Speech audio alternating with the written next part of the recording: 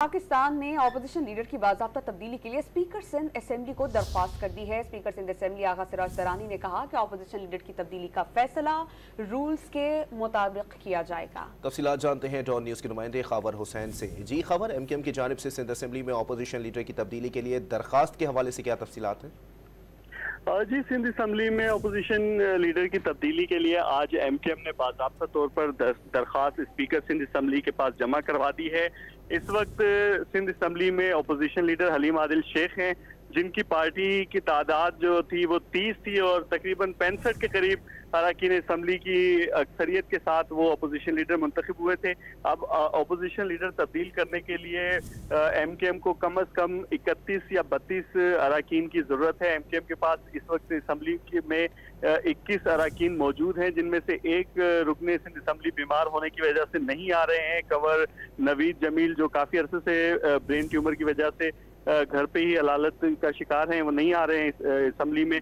तो इस वक्त 20 है एमकेएम की तादाद और एमकेएम को अपना अपोजिशन लीडर लाने के लिए अभी भी 11 अरकान की हिमायत की जरूरत होगी अपोजिशन के, जबकि जीडीए की जानिब से अभी तक एमकेएम की हिमायत का ऐलान नहीं किया गया है। इसके अलावा टीएलपी के 3 अरकान है और एमएमए की एक सीट है। अगर टीएलपी हिमायत करती भी है तब भी एमकेएम अपना अपोजिशन लीडर लाने में कामयाब नहीं होती, इसलिए एमकेएम को जीडीए की हिमायत जरूरी है। अभी जब हमारी जीडीए के अरकान से बात हुई तो उनका ये कहना था कि उन्होंने ये फैसला नहीं किया है कि वो एमकेएम की हिमायत करेंगे। इससे पहले सेनेट के इंतखाबात में जीडीए ने एमकेएम को जो है वो फेवर दी थी। अब एमकेएम फराग दिली का मुजाहरा करे और जीडीए के अपोजिशन लीडर के लिए वोट करे।